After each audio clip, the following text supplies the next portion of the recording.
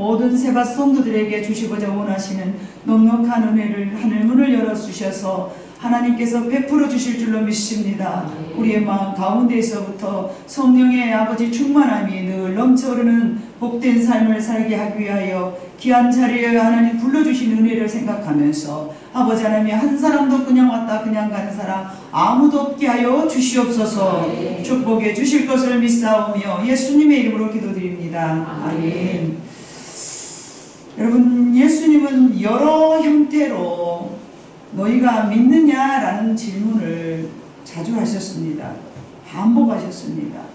자, 이 믿다라는 헬라어로 피스튜오입니다. 피스튜오. 이것은 믿음을 갖다, 신뢰하다, 전념하다, 의존하다로 번역할 수 있고요. 이것은 누군가에게 자신의 운명과 삶을 맡기는 것을 포함된 내용입니다. 다른 말로는 내려놓음의 삶을 말하는 것이죠. 우리가 한때에 내려놓음이라는 책을 많이 읽었습니다. 이 내려놓음이라는 것은 하나님 앞에 나의 모든 삶을 의존하면서 나의 생각이나 나의 기교나 나의 지략을 다 배설물로 여겨버리는 것, 이것을 내려놓음이라고 함축하여서 말하는 것입니다. 자, 나이아가라의 폭포에서 줄타기를 하는 보게사의 이야기를 여러분에게 잠깐 들려드리고자 합니다.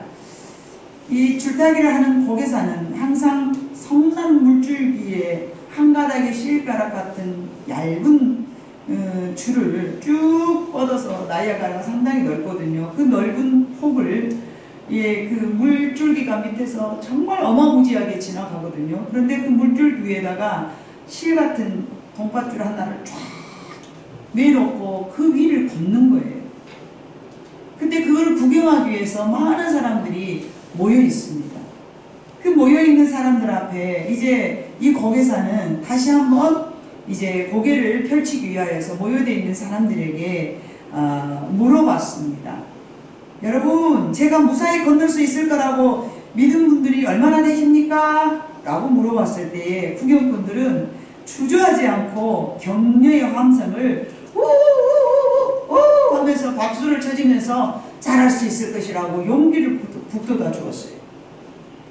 그러자 그는 청중을 다시 한번 바라보면서 장난스럽게 이렇게 또 한번 물어봤습니다. 그럼 여러분 중에 제가 나와 함께 모시고 폭포를 건너도 될 만큼 저를 믿는 분이 계십니까? 라고 물었습니다.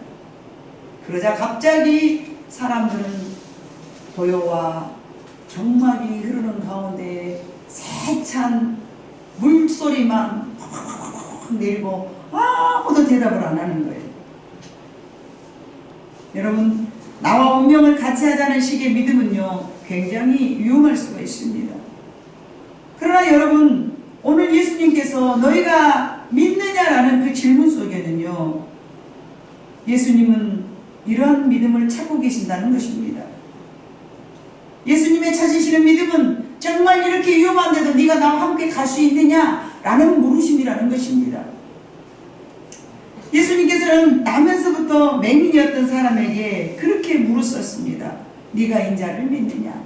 자, 이 나면서부터 소경되었던 그 사람은 단 한 번도 눈을 떠본 적이 없어요. 단 한 번도 눈을 떠본 적 없는 그에게 묻습니다. 네가 나를 믿느냐? 이 믿음은, 여러분, 이 물으심은 어떠한 마음이 담겨져 있는 물으심이었을까요? 네가 인자를 믿느냐? 또는 사랑하는 오라버니의 참 이해할 수 없는 죽음에 슬퍼하던 마리아에게 예수님은 이와 같이 말씀하셨는데, 예수께서 이르시되 나는 부활이요 생명이니 나를 믿는 자는 죽어도 살겠고 무릇 살아서 나를 믿는 자는 영원히 죽지 아니하리니 네가 믿느냐? 라고 요한복음 11장 25절과 26절에 그렇게 물으셨습니다. 여러분, 이 믿음이란 우리의 이성이나 지식으로 얻어진 것이 아닙니다. 그러므로 완벽하게 이성적인 사람들은요, 그 믿음의 문제에 대해서 그닥 관심을 갖지 않습니다. 근데 왜 예수님은 우리에게 늘 믿음을 요구하셨을까요? 예수님이 원하시는 것은, 예수님이 원하시는 믿음은 곧 순종이며, 순종은 관계로 이어지기 때문에 그렇습니다. 주셨습니다. 여러분, 믿음이 없는데 순종할 수 있을까요? 순종이 없는데 믿음이 있다라고 말할 수 있을까요?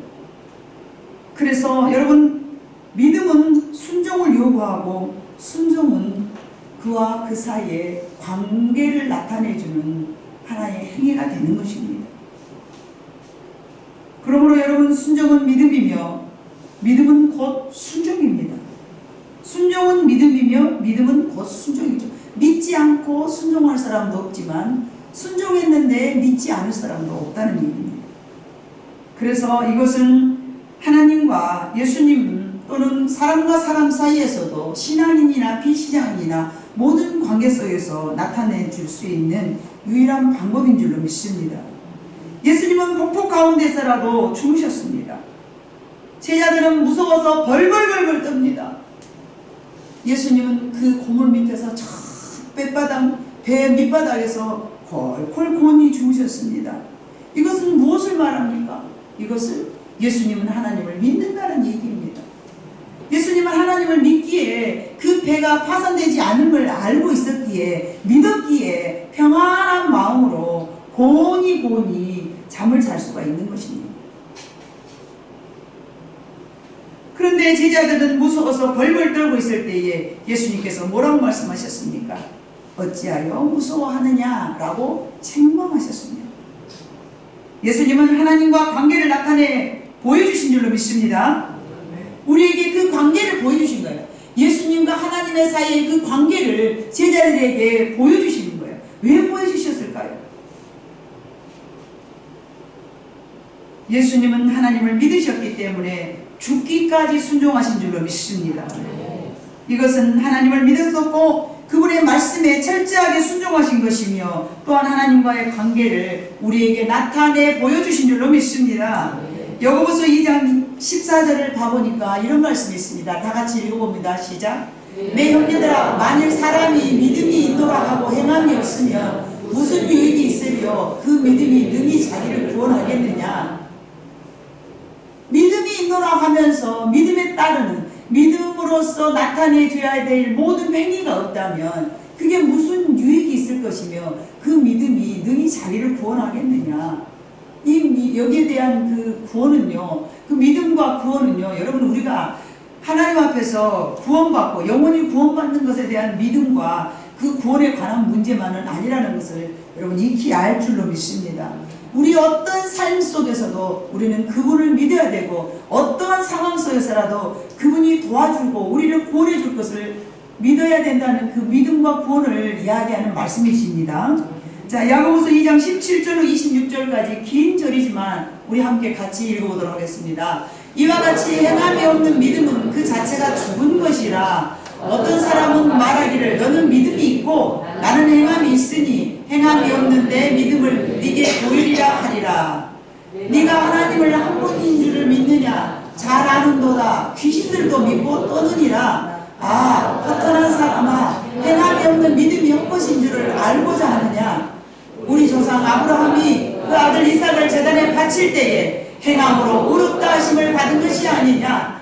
네가 보거니와 믿음이 그의 행함과 함께 일하고 행함으로 믿음은 온전하게 되었느니라. 이에 성경에 이른바 아브라함이 하나님을 믿으니 이것을 의로 여기셨다는 말씀이 이루어졌고 그는 하나님의 권시라 칭함을 받았나니 이로 보건대 사람의 행위로 의롭다 하심을 받고 믿음으로만은 아니니라. 또 이와 같이 기생 라합이 사자들을 접대하여 다른 길로 나가게 할 때에 행함으로 의롭다 하심을 받는 것이 아니냐. 영혼 없는 몸이 죽은 것 같이 행함이 없는 믿음은 죽은 것이니라. 아멘. 야고보 사도는 이와 같이 행함과 그 믿음을 이런 식으로 표현했습니다. 증말하면 믿음이 있으면 반드시 순종이라는 행함으로 나타나는 것을 이야기하고 있는 것입니다. 행함과 믿음이 이처럼 하나로 표현된 것처럼 곧 행위는 순종이기 때문에 여러분 우리에게 겨자씨 하나만큼만 믿음이 있다면 우리의 모든 삶 속에서 두려움과 의심은 소멸될 줄로 믿습니다. 근데 우리는 겨자씨 하나만큼만 믿음도 없기 때문에 삶이 불안하고 또 속에서 모든 삶 속에 여러분 정말 전폭적으로 여러분이 스스로 생각할 때에 겨자씨 하나님 만한 믿음만 여러분에게 있다면 이 삶에 대한 모든 근심을 안 할 수가 있는데 정말 여러분 그렇게 살아왔습니까? 저는 매 순간마다 겨자씨 하나님 만한 믿음이 없는 나 자신을 보면서 하나님 앞에 죄송하고 부끄럽게가 그지없습니다. 믿노라 하면서 어떤 부분은 믿죠. 근데 어느 부분은 안 믿어지는 거예요. 못 믿는 거예요. 안 믿어지는 게 아니라 오늘 본문에 있는 말씀처럼 늘 의심이 생기죠. 의심이 생기는 거예요. 정말 겨자씨 하나님만한 믿음이 있다면 우리의 모든 삶에 두려움과 염려와 걱정과 의심 이런 따위는 우리 앞에 감히 엄습을 못해야 맞습니다. 우리에게 믿음이 있다면 어떤 풍랑에도 두려워하지 않아야 됩니다. 어떤 시련이 와도 염려하지 않아야 됩니다. 믿음이란 나의 모든 삶을 맡기는 것입니다. 단순히 신앙생활로 여러분 교회를 왔다 갔다 하는 그런 신앙이는 여러분 우리 교회하고는 걸맞지 않은 신앙입니다. 믿음이란 여러분 하나님과의 관계입니다. 다니엘서 3장 17절로 18절에 봐보니까 얼마나 대단한 믿음이 있었는가요 여러분. 왕이여 우리가 섬기는 하나님의 계시다면 우리를 맹렬히 타는 풀무 가운데서 능히 건져내시겠고 왕의 손에서도 건져내시리이다. 대단한 믿음이지 않습니까? 혹 그렇게 아니하실지라도 왕이여 우리가 왕의 신들을 섬기지도 아니하고 왕이 세우신 금신상에게 절하지도 아니할 줄을 아옵소서. 자, 여기 다니엘의 세 친구들의 믿음입니다. 이 믿음 때문에 우리는 늘 이 말씀을 인용하지만 실제적으로 이 말씀이 여러분의 삶 속에서 얼마나 적용이 되고 얼마나 기억이 나십니까? 나의 어떤 어려운 상황 속에서라도 하나님이 나를 지켜줄 줄 아는 믿음, 그래서 그 어떤 것과 타협하지 않는 여러분의 신앙이라면 참으로 하나님께서 여러분 때문에 여러분을 인하여서 기쁘심을 감당하지 못할 만큼 기뻐하시리라 믿습니다. 히브리서 11장 1절 봐보니까 그렇게 말씀하셨습니다. 믿음은 바라는 것들의 실상이요 보지 않은 것들의 증거입니다. 내가 바라보고 있는 것들을 여러분이 믿는다면 그렇게 된다는 것입니다. 보이는 것으로 실상으로 나타난다는 것입니다. 6절에 봐보니까 믿음이 없이는 하나님을 기쁘시게 하지 못하나니 하나님께 나아가는 자는 반드시 그가 계신 것과 또한 그가 자기를 찾는 자들에게 상 주시는 이심을 믿어야 할지니라. 아멘. 여러분이 하는 모든 행위 속에서 하나님이 상을 주실 것을 믿습니까? 여러분은 대단한 믿음을 가지신 것입니다. 믿음은 이와 같이 무에서 유로 만들어가는 것입니다. 그보다 앞서 예수님은 제자들에게 늘 물으셨습니다. 어찌하여 두려워하느냐? 너희는 나를 누구라 하느냐? 할 수 있거든이 무슨 말이냐? 등등의 말씀을 가지고 말씀을 하셨는데 그 말씀의 내용 속에는 무엇이 담겨져 있습니까? 곧 나는 너희에게 무엇이며 어떤 사람이냐? 세상에 있는 모든 남자들은 자기를 믿어줄 때 힘이 난다고 그래요. 나를 믿어주는 자녀에게는 목숨까지 내놓을 만한 그런 부성애가 막 쏟아져 나온다고 그래요. 어쩌면 이것이 하나님의 마음이시지 않겠습니까? 내가 하나님을 믿을 때에 하나님도 우리를 도와주시는 거예요. 내가 하나님을 믿을 때 하나님이 내 편에서 일해주시는 거예요. 내가 하나님을 믿지 않는데 하나님이 어떻게 나와 함께 해주시며, 여러분이 아무리 하나님과 함께 하기를 원하지만 여러분이 하나님을 믿지 못한다면 하나님은 여러분과 단 한 가지도 일을 하시지 않습니다. 그러나 여러분들이 진정으로 하나님을 믿는다면 믿는 여러분들에게 하나님은 일하시리라 믿습니다. 주님은 물으시는 거예요. 너희는 나를 누구로 하느냐? 어찌하여 두려워하느냐? 어찌하여 두려워하느냐? 이 말씀 속에는 무엇이에요? 어째 네가 나를 못 믿냐? 어째 네가 나를 못 믿냐? 네가 어찌하여 염려하느냐? 이 마음속 물음 속에도요 그런 말씀이 들은 거예요. 어찌하여 네가 나를 의심하느냐? 내가 그 정도의 능력도 없어 보이냐? 여러분 봐보세요. 여러분 자녀들이 아버지 나 돈 10,000원만 주세요. 응? 영준이가 우리 사랑하는 김정 집사님한테 아버지 나 10,000원만 주세요. 10,000원 주실 수 있어요? 아버지 돈 있어요?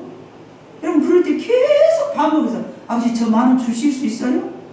혹 아버지 10,000원 없나요? 그 물에 싸면 김정 집사님 기분 좋을까요? 안 좋을 거 아니에요. 임자씨가 내가 아무런 돈 10,000원도 못 만들어내 능력 없는 사람 같아? 하나님이 좋아 여러분에게 그걸 말하라. 우리는 무서워서 벌벌 떨고 있는데 야 내가 너한테 그것도 못 해줄 것 같아? 네가 나를 뭘로 보는 거야 지금? 우리 하나님을 째째하게 만들면 안 돼요. 하나님의 능력을 우리는 과소평가하고 살아가고 있습니다. 왜요? 내 능력이 적기 때문에. 하나님 이거 정말 해주실 수 있을까? 하나님은 과연 이렇게 하실 수 있을까? 하나님은 과연 이렇게 나한테 해주실까? 여러분 또 이런 반면에 이런 마음도 있을 거예요. 하나님의 능력은 많지만 과연 하나님이 내게 그렇게 해주실까? 혹시 그런 의심은 더 많지 않을까요? 그럴 수 있어요. 여러분 그것마저도 의심하지 말아야 될 줄로 믿습니다. 왜냐하면 우리는 하나님 앞에서 자녀입니다. 여러분의 자녀가 자랄 때 자녀에게 뭘 해줍니까? 자녀이기 때문에 해주지 않습니까? 자녀가 늘 때로는 속 없는 행동을 하고 철없는 행동을 하고 때로는 지겹지 못한 행동을 하고 막 그렇습니다. 그러나 내 자녀이기 때문에 끝없이 사랑합니다. 저와 여러분이 하나님의 자녀라면 내가 잘못하든 잘하든 끝없이 우리를 사랑해 주실 줄로 믿습니다. 그것이 하나님과 우리 속의 관계를 이야기하는 것입니다. 우리가 하나님을 믿지 못한다면 저와 여러분에게 하나님께서 관계를 물어보고 계십니다. 너는 나를 무엇이라 여기느냐? 너는 나하고 도대체 어떤 관계냐? 여러분은 하나님과 어떤 관계이고 싶으십니까? 여러분은 하나님 앞에 어떤 관계이시길 원하십니까?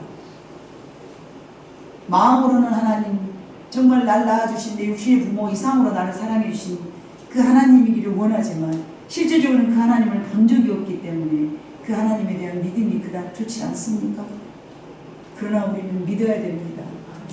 그 하나님은 날 낳아주신 육신의 부모보다 훨씬 더 우리를 사랑하심을 여러분 의심하지 말아야 됩니다. 우리 육신의 부모도 나를 엄청 사랑하겠지만 그분들은 하나님이 가지고 계시는 능력이 없기 때문에 해줄 수가 없습니다. 그러나 우리 전능하신 하나님은 여러분 능력이 많으시기 때문에 모든 것을 다 해주시리라 믿습니다. 하나님은 예수님은 오늘도 물어보셨잖아요. 너희가 나를 믿느냐? 이것은요 단순한 믿음을 물어보시는 것이 아니라 무엇을 물어보신다고요? 너는 나와 어떤 관계냐? 이것을 슬픈 마음으로 저와 여러분에게 물어보고 계신 줄로 믿습니다. 너는 나를 누구로 여기느냐? 제자들이 밖에 나가서 세간에 어떤 사람들이 예수님은 이런 사람이래요, 예수님은 이런 분이래요, 이런 분이요 라고 물어본다고 말했을 때 예수님께서 친히 제자들에게 너희는 나를 무엇이라고 여기느냐? 여기 앉아있는 모든 성도들의 삶 속에 주님을 의지하는 마음과 관계가 조금씩은 다를 것입니다. 그러나 여러분 하나님께서는 우리에게 그렇게 원하십니다. 하나님은 우리를 이 세상에 무엇보다도 가장 사랑하셨기 때문에 우리 역시 하나님에 대한 그 어떤 것보다도 가장 의지하며 사랑하는 분으로 여기시기를 우리 하나님께서 원하신 줄로 믿습니다. 예수님께서 사역하실 때 주님을 깜짝 놀라게 할 만큼 믿음이 좋은 사람이 있었습니다. 그 누가복음 7장 9절에 있는 말씀입니다. 예수님께서 들으시고 그를 놀랍게 여겨 돌이키사 따르는 무리에게 이르시되 내가 너희에게 이르노니 이스라엘 중에서도 이만한 믿음을 만나보지 못하였노라 하시니라. 아멘. 이게 누굽니까? 백부장의 믿음이었습니다. 이 사람은 유대인도 아니었습니다. 신앙인도 아니었습니다. 자신이 병든 것도 아니었습니다. 다만 자기 집 하인이 병이 들어 죽게 되었을 때에 예수님께서는 제자들을 통하여서 그의 삶과 인격에 대한 정보를 들으시고 그 하인을 고쳐주시려고 즉시 일어나서 행동하셨습니다. 그때 그의 집으로 방문하고자 할 때 백부장은 예수님께 몸둘 바를 모르면서 아닙니다, 아닙니다. 감히 어떻게 저희 집을 찾아가십니까? 그런 수고까지 하실 것 없으시지 않습니까? 나도 밑에 수하에 사람을 많이 두고 있지만 그들에게 말만 이르면 그들이 알아서 척척척 하는데 감히 예수님이 저희 집에까지 납치실 일 없으시지 않습니까? 말씀만 하시면 우리 하인이 즉각 나을 줄로 믿습니다. 명령만 하시옵소서. 그때 예수님은 깜짝 놀랐습니다. 여기가 깜짝 놀랐다라고 표현은 안 됐지만 예수께서 들으시고 그를 놀랍게 여겨 돌이키시고 놀랍게 여기고 들으셨어요. 너무나 놀랐어요. 아, 이스라엘 중에 이만한 믿음을 가진 자를 나는 만나보지 못했더라. 이스라엘은 누구입니까? 하나님께 선택된 백성이었습니다. 이 백부장은 누구였습니까? 하나님을 알지 못한 사람이었습니다. 그러나 그의 삶 속에 명령하면 순종하는 하인을 두고 살았던 그의 삶 속에 말만 하면 다 되는구나, 이러한 신앙을 가지고 있었던 것입니다. 그렇기 때문에 여러분, 우리는 이러한 삶을 통하여서 내가 어떠한 삶을 살았는가가 매우 중요하다는 것을 잘 나타내주는 말씀입니다. 여러분이 만약에 어렸을 때부터 부모에게 순종을 잘하고 살았더라면 하나님 앞에 순종하는 것은 일도 없이 잘할 것이겠지만, 부모 말씀을 늘 거절하고 만약에 여러분이 살았다라면 하나님의 말씀에도 불순종하며 살 것입니다.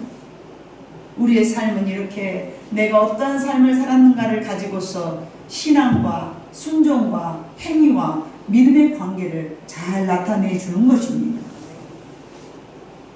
또 한 사람이 있습니다. 옥합을 깨뜨린 향유 여인인데요. 누가복음 7장 50절인데요. 이렇게 말씀하셨습니다. 예수께서 여자에게 이르시되 네 믿음이 너를 구원하였으니 평안히 가라 하시니라.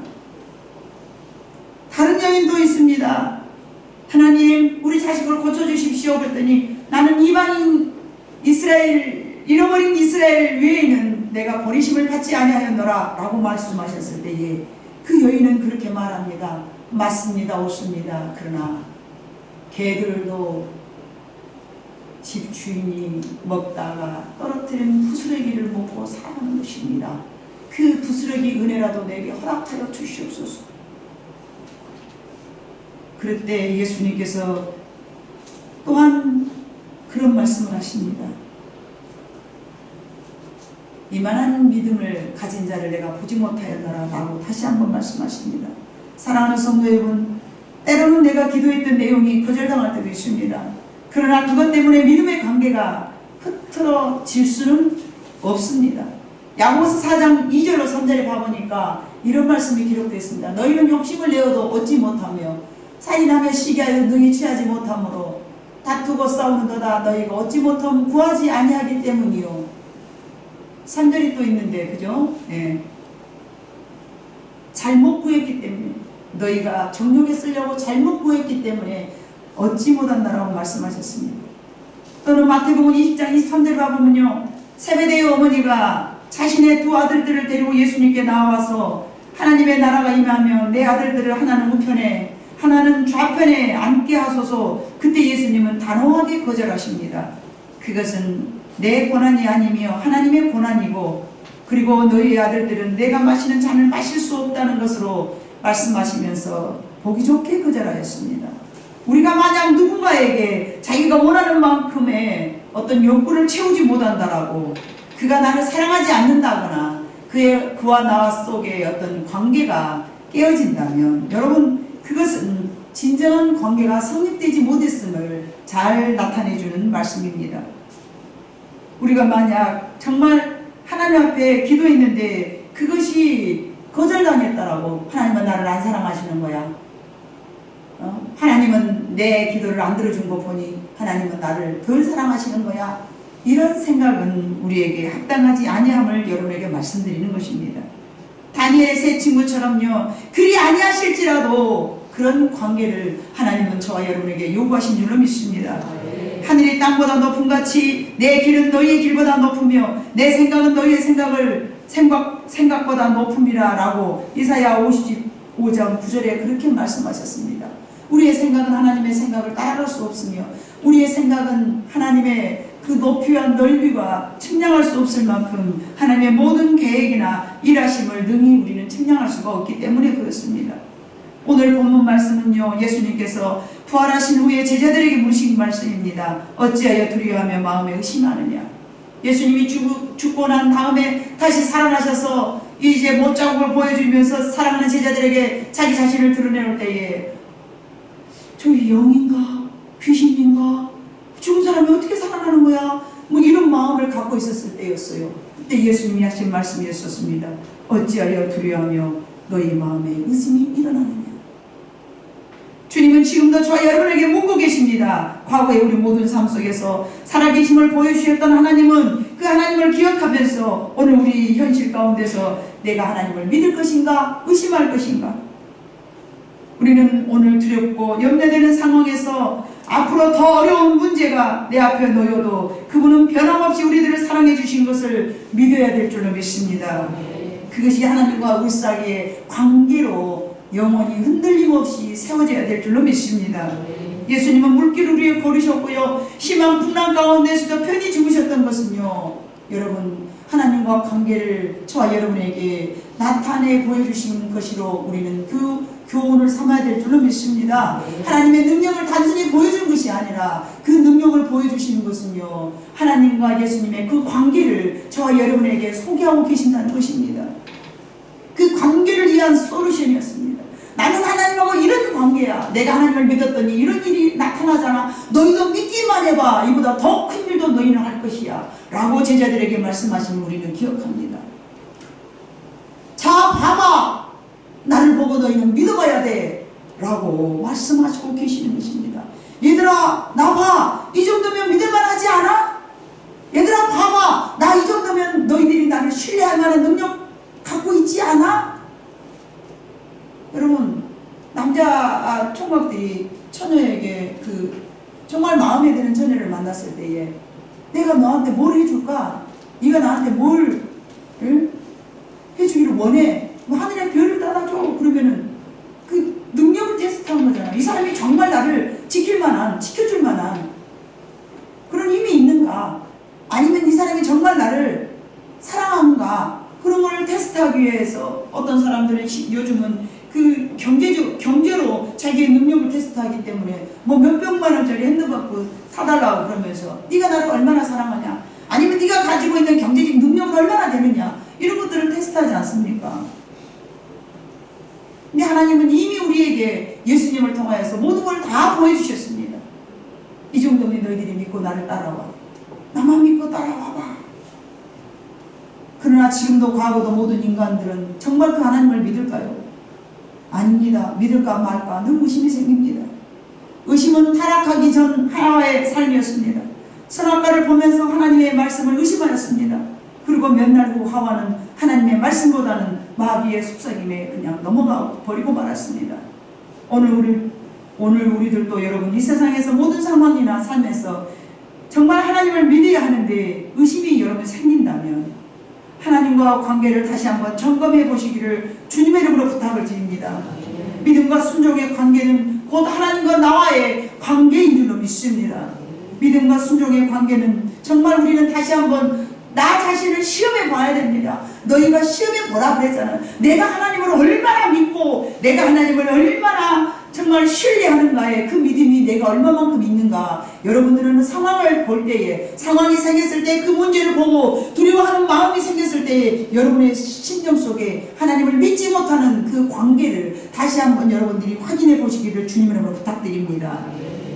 나는 과연 하나님을 얼마만큼 신뢰하고 있는가. 그래서 하나님을 기쁘시게 해드릴 만한 그런 관계인가. 그렇다면 여러분 잘하였습니다. 만약 그렇지 못했다면 여러분 거꾸로 여러분 먼저 순종해 보시기를 주님으로 부탁드립니다. 그렇다면 순종을 하다 보면 믿음이 생길 줄로 믿습니다. 믿음이 없어서 순종이 어렵다면 순종을 하여 믿음이 생기는 것은 여러분 그닥 좀 더 낫지 않겠습니까? 그런 다음에 하나님과 관계가 회복이 되실 줄로 믿습니다. 사랑하는 성도 여러분, 예수님께서 우리에게 오늘도 묻고 계십니다. 너희는 나를 누구라 하느냐? 너희는 나를 누구라 하느냐? 라고 물으심은 너는 나를 얼만큼 믿느냐? 라는 물으심으로 여러분들이 생각하시면서 어떤 상황에서든지 어떤 어려움에서든지 하나님을 믿는 마음으로 하나님과 관계를 다시 한번 잘 정립시켜 가면서 하나님을 기쁘시게 해드릴 수 있는 우리 모든 세바 성도들이 되시기를 주님의 이름으로 축복합니다. 기도하시겠습니다. 사랑 많으신 아버지 하나님 감사합니다.